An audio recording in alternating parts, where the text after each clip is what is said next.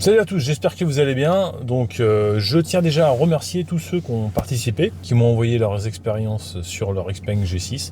Pourquoi ils ont choisi cette voiture-là, qu'est-ce qu'ils avaient avant, est-ce qu'ils sont contents ou pas, les points positifs, les points négatifs de chacun. Donc j'ai pris une sélection de commentaires. À la fin, je vais vous mettre l'expérience de quelqu'un qui a essayé le G6, qui a été un petit peu déçu parce qu'en fait il a eu un accident lors de l'essai. Donc je vous montrerai les photos.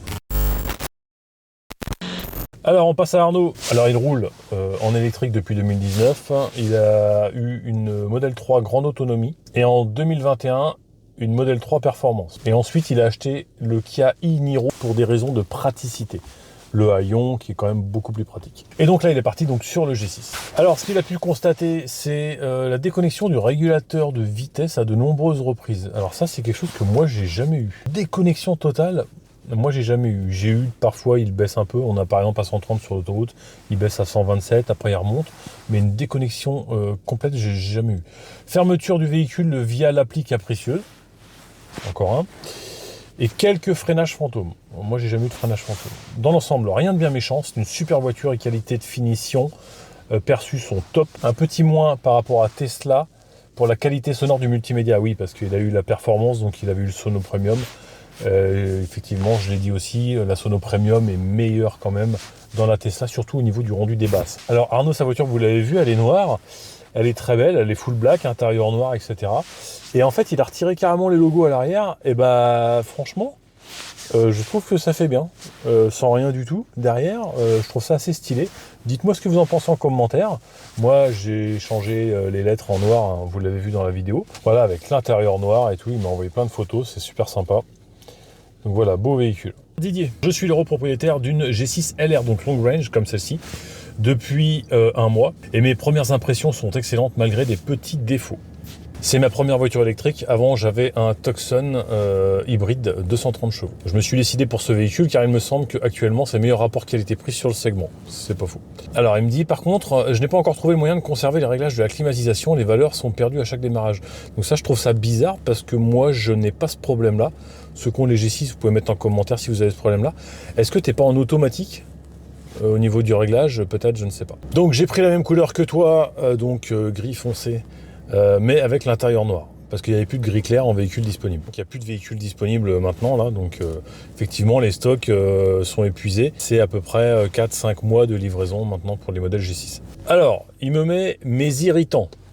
Voilà, donc la climatisation. Donc là, il a un problème de réglage avec ça, effectivement. La radio, effectivement, pas top. Mais surtout, il faut la relancer à chaque démarrage de la voiture, car elle est en pause. C'est vrai. Quand on écoute la radio, quand on monte dans la voiture, il faut faire play pour relancer. Recharge à domicile. Je recharge sur une prise renforcée en heure creuse, 22h à 6h. Quand je lance la recharge immédiatement, aucun problème. Elle s'arrête bien au niveau de charge demandée, 90%. Par contre, quand je lance en différé, elle démarre bien à l'heure programmée, mais mon câble de recharge me met systématiquement en défaut au bout de 2 minutes. Moi, j'ai pas ce souci-là. Est-ce que je l'ai déjà mis en différé? Oui, je l'ai déjà mis en différé sur ma borne de recharge, pas sur le câble, et j'ai pas de souci. Donc c'est peut-être un problème de câble, je sais pas. Alors il me dit, sinon, globalement très satisfait du comportement et de la consommation malgré le froid de ces derniers jours. Alors il est en moyenne à 17,5 de conso en ce moment, ville et accès rapide. Confort des sièges au top, réglage très facile à faire, alerte pas trop intrusive, beaucoup moins que sur le Tucson. Il dit beaucoup de gens regardent la voiture, je le vois avec le mode sentinelle. Alors on passe à Philippe. Philippe qui roule depuis 3 ans sur un Kia EV6, donc électrique également. Donc il recherchait une voiture avec une grosse batterie, avec une bonne puissance et une puissance de charge rapide. Donc il s'est retourné sur le Xpeng G6 autonomie standard à 42 000 €. Alors ce qui l'a séduit sur la G6, son confort. Alors les caractéristiques techniques que je trouve très bien dimensionnées, capacité de la batterie correcte, puissance couple plus que suffisant, poids contenu. Informatique au top, même s'il reste quelques optimisations à apporter. Puissance et courbe de charge au bon niveau. Un coffre assez vaste, facilité de conduite, possibilité de paramétrer quasiment toutes les fonctionnalités de la voiture, fermeté de direction, pédale d'accélérateur, etc. Après, il apprécie également que le siège se recule automatiquement pour faciliter l'accès à bord, le son du GPS discrètement dans l'appui-tête du conducteur. Ça, c'est vrai que c'est bien pour les appels aussi, etc. C'est plus discret pour tout le monde dans la voiture. Et c'est vrai que c'est assez pratique.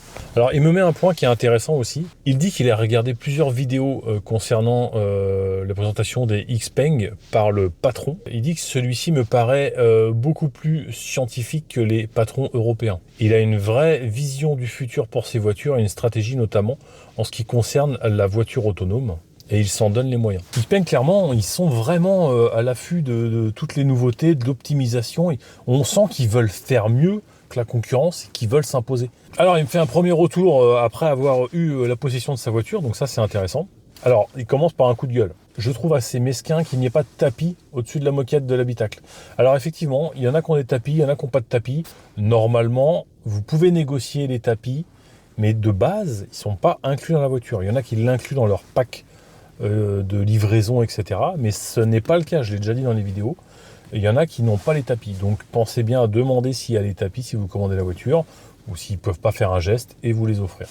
Il est très content du confort, des suspensions, de l'efficacité énergétique, consommation assez basse, mieux que la EV6, il me dit. Du parking automatique, du système audio, le son est vraiment bon. De l'éclairage, on y voit vraiment bien la nuit et la gestion automatique du passage feu de croisement, feu de route fonctionne bien. Alors, je pense qu'il n'a pas encore roulé beaucoup là, mais ça effectivement tous ceux qui l'ont eu, mais que ce soit sur la G6 ou sur d'autres voitures, ils l'ont viré et on a arrêté. Le mode X-Pedal, même s'il ne va pas jusqu'à l'arrêt complet comme sur la EV6, me convient bien, la régénération est bonne. Par contre, je me bats encore avec l'application, je n'arrive pas à programmer correctement l'ouverture, fermeture des portes. Donc ça, on est plusieurs à l'avoir. Alors, pour ma part, j'avais un Honor Magic V2 avant et j'avais des problèmes, ouverture, fermeture, des fois ça s'ouvrait, des fois ça se fermait. Bon, bref, j'avais pris l'habitude de prendre la clé. J'ai changé, j'ai pris un Samsung Z Fold 6, aucun problème. Par contre, j'ai l'Android Auto, j'ai la map satellite qui ne s'affiche plus. Enfin, la map en général, qui ne s'affiche plus. Donc la voiture, elle s'ouvre, elle se ferme nickel, mais j'ai un problème avec l'affichage de la map. Donc, bon, bref.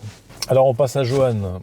Alors il a eu son permis en 2009, il roule en thermique depuis 2009 jusqu'en 2021 où il a eu sa première voiture électrique, une Nissan Leaf 40 watts de 2019. Au mois d'août, donc à l'arrivée de la Xpeng, il était chaud. Il a été essayé la Xpeng G6 et au bout de 15 minutes, il est tombé amoureux de la voiture. C'est clair que moi j'ai eu il y a vraiment eu quelque chose avec cette voiture, quoi. Et en fait, il a passé commande dans l'après-midi. Voilà. Alors, il me dit oui, je suis toujours heureux du véhicule, même dans les températures bien froides ces derniers temps. La consommation est très bien. Pareil, merci pour les photos. Elle est vraiment stylée en orange quand même. Elle ressort vachement bien et tout. Le pack orange intérieur blanc, il est vraiment stylé, je trouve. Donc, dites-moi ce que vous en pensez en commentaire. Ce orange-là, il est peu commun, c'est clair. Mais franchement, il rend bien et j'ai vu dans les commentaires qu'il plaisait quand même pas mal. Il y a beaucoup de gens qui adorent ce orange-là. Alors, on passe à Monsieur X, on va l'appeler Monsieur X, Y ou Z, comme vous voulez, qui a eu une Honda, qui a toujours roulé en thermique. Il avait un cahier des charges bien précis. Alors, il ne voulait pas de la modèle 3 parce que le découpe de coffre était exigu, c'est pas faux. La malle piégeuse, on peut effectivement se cogner la tête souvent et ça m'est arrivé déjà plusieurs fois. Les clignotants sur le volant, lui ça lui plaisait pas. Il hésitait aussi avec la Ioniq 5, superbe mais le coffre pas assez haut et biscornu et relativement cher. Intérieur presque trop classique. Le Renault Scénic cher, madame n'aime pas. La BYD Seal, petit coffre et design intérieur bof. Moi j'aime bien l'intérieur, je trouve sympa. Ford Explorer, plus cher et madame n'était pas trop fan pour le look. Et il est tombé par hasard sur la G6.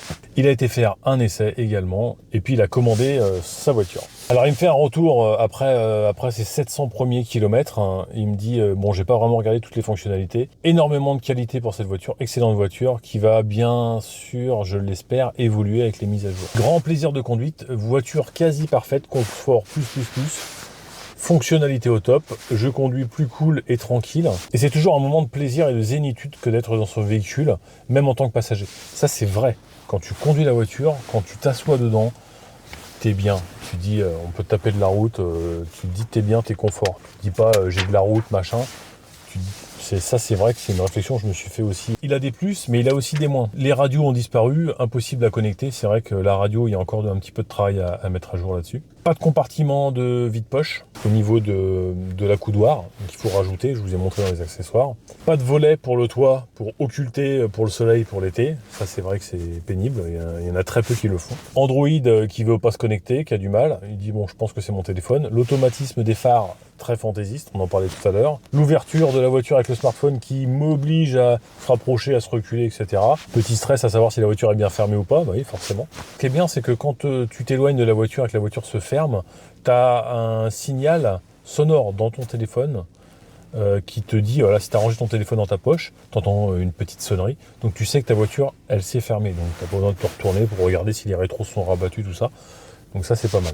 Pas de frunk, quelques petits bugs sur la tablette et petit temps de réaction parfois à l'accélération de la pédale. Alors ça a été notifié effectivement quand on n'est pas habitué, quand on est habitué à ce que ce soit du direct, parce que l'électrique c'est souvent ça, c'est souvent du direct.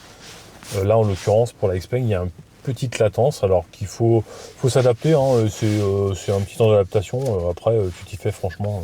Alors Alexandre, il avait une MG4, c'est une bonne voiture la MG4, avec une autonomie correcte, une recharge rapide et un certain confort en tant que berline compacte. En revanche, il a été un peu déçu par le logiciel et l'absence de mise à jour OTA. En septembre, il s'est sérieusement intéressé au modèle Y et à d'autres, et en octobre, il a découvert la Xpeng G6. Donc il a été l'essayer, et alors il dit, résultat, j'ai été bluffé. La technologie à bord m'a impressionné, bien plus que ce que j'avais dans la MG4 et même par rapport à Tesla sur certains points. Ça m'a conforté dans l'idée qu'un SUV serait idéal pour mes besoins. Et il dit mes exigences en matière de confort, d'autonomie, de recharge rapide, mais aussi de mise à jour et de technologie embarquée qu'il apprécie particulièrement. Donc finalement, il a commandé la Xpeng en grande autonomie avec Atlas. J'ai eu une expérience directe avec le service client et leur direction à cause d'un couac pour sa livraison. Et la réactivité et la disponibilité pour trouver une solution m'ont agréablement surpris. Et là, on arrive sur Étienne. Donc, Étienne qui a été essayé la G6 et qui a eu un petit accident. Donc, je vais vous expliquer pourquoi. Donc, il me met, étant donné que tu es utilisateur quotidien de la G6, je voulais avoir tes impressions par rapport à la tenue de route sur roue grasse. Vous comprenez pourquoi. J'ai personnellement eu une très mauvaise expérience en testant le G6 Long Range. J'étais dans un virage long, tout ce qu'il y a de plus ordinaire, à 60 km/h, j'ai donné un petit coup d'accélérateur, et là j'ai rien compris. Elle est partie en dérapage complet, comme sur du verglas. Pour que je termine ma course de l'autre côté de la rue, dans une clôture. Par chance, il n'y avait pas de voiture à contresens. Tout l'avant a été endommagé, donc je vais vous mettre des photos, ainsi que la jante avant droite. Il spécifie quand même, parce qu'on pourrait dire, attends, le mec, il a dû rouler comme un taré, machin. J'ai plus de 30 ans de conduite, pas un seul accident. Il travaille dans le secteur de l'automobile, il a vu passer une tartine de voiture. Il a également une Porsche qui est assez brute de décoffrage, sans aucune assistance. Il a dit, je n'ai jamais eu de telle réaction. C'est absolument hallucinant. Donc c'est intéressant d'avoir son avis aussi par rapport à ça, parce que c'est quelqu'un qui a l'air d'avoir l'habitude de conduire des voitures, qui a l'habitude de conduire même des voitures un peu brutales, sans assistance, et qui effectivement s'est fait surprendre. Donc il y a eu pas mal d'avis sur route grasse, etc. Moi-même, j'ai eu effectivement sur route grasse, quand tu appuies un petit peu trop sèchement, elle a tendance à... Voilà. Encore une fois, si tu roules tranquille, t'as pas de souci. Si tu punches un petit peu plus, certaines voitures, ça passe. Ça vient direct. C'est ce que j'avais expliqué lors de la première vidéo. Avec les points forts et les points faibles, j'expliquais que le mode classique était vachement bien équilibré parce qu'en fait, il a une conduite douce. Mais si tu appuies à fond, tu as presque l'accélération du mode sport, en fait. Donc, c'est un point positif, mais ça peut être un point négatif. Parce que le mode confort, il n'est pas si confort que ça, au final. Donc, est-ce que ça va être modifié ou pas? Ou est-ce que c'est à toi, en tant que conducteur, de faire attention? Voilà. Voilà les photos de la voiture. Donc, elle est trop belle en blanche. Hein. J'adore en blanc. Moi, je voulais commander en blanc s'il y avait eu du stock. Mais il n'y en avait pas. On voit que effectivement le pare-choc a bien touché et tout. Donc, Donc bah, ça l'a refroidi clairement sur la voiture. Le problème que n'aurait pas eu si c'était un performance, bien sûr, en 4 roues motrices. Les véhicules électriques, ça vient direct. Donc il faut toujours être prudent avec ça. Donc globalement, tous ces gens-là, ils sont contents de leur voiture, ils sont satisfaits de l'achat qu'ils ont fait. J'espère que ces petits avis extérieurs vous auront plu. On est tous à peu près sur les mêmes retours, hein, vous avez vu. Hein. Je voulais remercier aussi tous ceux qui ont envoyé toutes leurs expériences par mail, etc.